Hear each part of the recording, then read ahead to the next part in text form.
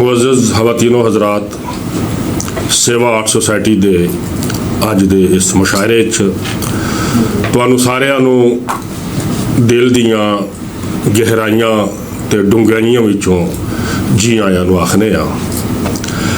सजनों, जिस तरह कि तुसीं जानदे हो कि सेवा आर्ट सोसाइटी एक खालिस्तान अदबी तंजीम है जिहड़ी गुज़श्ता 25 सालों तो अदब की खिदमत कर रही है, बगैर किसी लालच तो, बगैर किसी अपनी वडियाई तो। असी समझने कि साडा जिहड़ा अदब है वो साडे दिलों में वसदा है, तो असी हर मीडियम इस्तेमाल करिए जिहदे जरिए साडी आवाज़ दूसरे लोगों तक पहुँचे। वो सोशल मीडिया का प्लेटफॉर्म होवे या इस तरह दी अदबी बैठकां होण, ते असी हर सतह के उत्ते दोस्तों के नाल अदबी शामां मनाने आ, मुशायरे करने आ। फिर सेवा आर्ट सोसाइटी का एक जैली इदारा है सेवा पब्लिकेशन, ये जरिए किताबां छापने आ, तो हुण तक तकरीबन कोई 300 के करीब किताबां सेवा आर्ट सोसाइटी छाप चुकी है, तो यह सिलसिला इंशाअल्लाह जारी उसारी है। अज का साडा यह जिहड़ा खसूसी मुशायरा, जिस तरह तुसी बैनर ते देख रहे हो कि वारिस शाह का बोलना भेत अंदर, ये असी 2 सालों तो यह सिलसिला शुरू किया सी। साडा इहदे च मकसद है वे कि साडे वो लोग, वो वड्डे लोग जिहड़े इस दुनिया तो जा चुके ने, उन्हां दे नां दी मुनासबत दे नाल असी एक इकट्ठ करिए। गो कि साडा मुशायरा हुंदा है ਉਹਦੇ 'ਚ बहुत ज़्यादा कोई भरवीं गुफ्तगू नहीं होंदी, क्योंकि मुशायरा है, मुशायरे दे 'च बस असी इशारा करने आ कि ये जिहड़े साडे वड्डे लोग ने इन्हां नूं याद करदिया रहना चाहिए। तो जिहड़े लोग जिंदा ने जिन्हां वड्डा काम कीता होया वे, असी उन्हां चों किसी एक शायर की सदारत रखने आ, तो उन्हां दे मिसरे दे उत्ते असी वो मुशायरा रखने आ।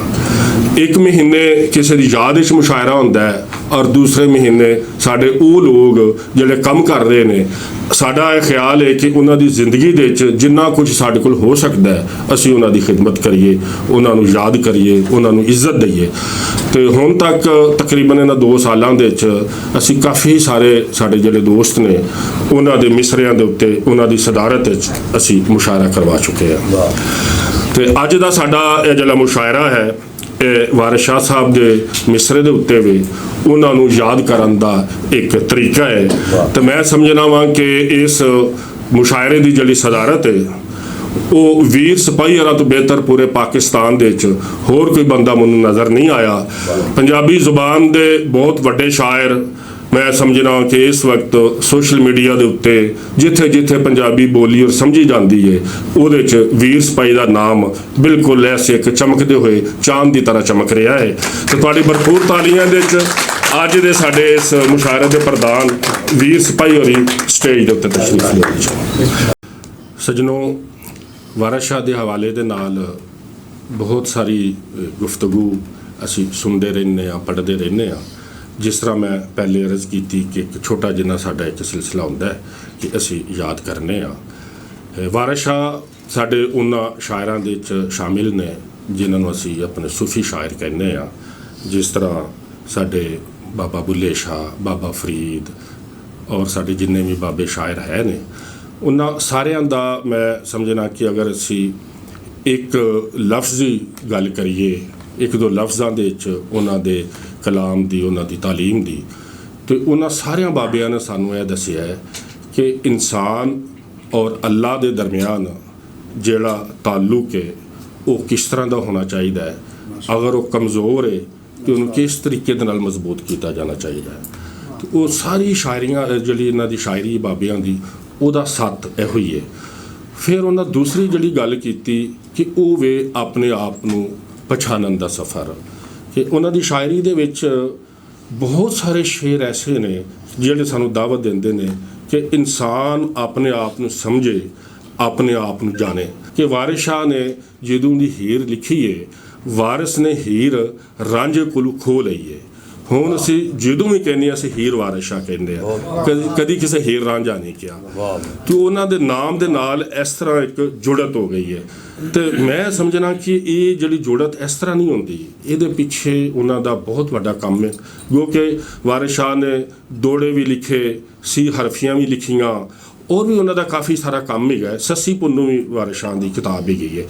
ਲੇਕਿਨ ਜਿਹੜੀ ਇਹਨਾਂ ਦੀ ਹੀਰ ਹੈ ਉਹਦੇ 'ਚ ਉਹਨਾਂ ਪੰਜਾਬ ਦੇ ਵਸੇਬ ਨੂੰ, ਪੰਜਾਬ ਦੇ ਕਲਚਰ ਨੂੰ ਇੰਨੀ ਖੂਬਸੂਰਤੀ ਦੇ ਨਾਲ ਬਿਆਨ ਕੀਤਾ ਵੇ ਕਿ ਉਹ ਸਾਨੂੰ ਇਸ ਤਰ੍ਹਾਂ ਲੱਗਦਾ ਹੈ ਕਿ ਉਹ ਜਿਹੜਾ ਦੌਰ ਸੀ ਅਫਰਾ ਤਫਰੀ ਦਾ ਦੌਰ ਸੀ, ਜਿਹੜਾ ਵਾਰਿਸ ਸ਼ਾਹ ਔਰ ਬਾਬਾ ਬੁੱਲੇ ਸ਼ਾਹ ਦਾ ਜਿਹੜਾ ਦੌਰ ਸੀ, ਬਹੁਤ ਅਫਰਾ ਤਫਰੀ ਦਾ ਦੌਰ ਸੀ।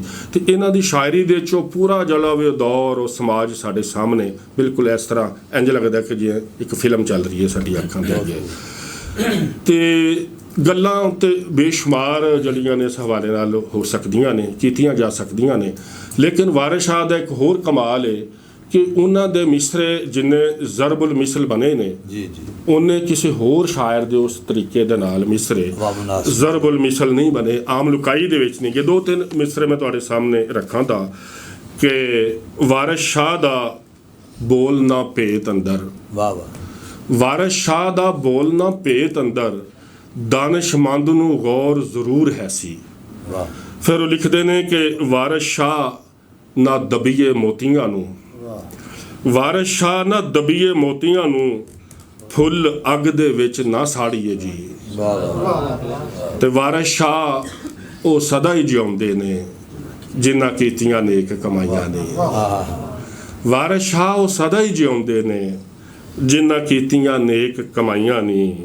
ਤੇ ਵਾਰਿਸ ਸ਼ਾਹ ਵਸਾ ਕੀ ਜ਼ਿੰਦਗੀ ਦਾ, ਵਾਰਿਸ ਸ਼ਾਹ ਵਸਾ ਕੀ ਜ਼ਿੰਦਗੀ ਦਾ, ਬੰਦਾ ਦੁੰਬੇ ਹੱਥ ਕਸਾਈਆਂ ਦੇ। ਵਾਰਿਸ ਸ਼ਾਹ ਵਸਾ ਕੀ ਜ਼ਿੰਦਗੀ ਦਾ, ਬੰਦਾ ਦੁੰਬੇ ਹੱਥ ਕਸਾਈਆਂ ਦੇ। ਤੇ ਵਾਰਿਸ ਮਾਨ ਨਾ ਕਰੀਏ ਵਾਰਸਾਂ ਦਾ, ਰੱਬ ਬੇਵਾਰਸਾ ਕਰ ਮਾਰਦਾ ਏ। ਇਸ ਤਰ੍ਹਾਂ ਦੇ ਬੇਸ਼ੁਮਾਰ ਮਿਸਰੇ ਨੇ, ਇਸ ਤਰ੍ਹਾਂ ਦੇ ਬੇਸ਼ੁਮਾਰ ਸ਼ੇਰ ਨੇ ਜਿਹੜੇ ਹੁਣ ਵੀ ਜਿਹੜੇ ਨੇ ਉਹ ਸਾਡੀ ਲੁਕਾਈ ਦੇ ਵਿੱਚ, ਲੋਕਾਂ ਦੇ ਜ਼ਿਹਨਾਂ ਦੇ ਵਿੱਚ, ਲੋਕਾਂ ਦੀਆਂ ਸੋਚਾਂ 'ਚ ਇੰਨੀਆਂ ਸਦੀਆਂ ਗੁਜ਼ਰਨ ਦੇ ਬਾਵਜੂਦ ਵੀ ਮੌਜੂਦ ਨੇ। ਤੇ ਅਸੀਂ ਮੁਸ਼ਾਇਰੇ ਦਾ ਸਿਲਸਿਲਾ ਜਿਹੜਾ ਵੇ ਇਹਨੂੰ ਅੱਗੇ ਵਧਾਉਂਦੇ ਹਾਂ।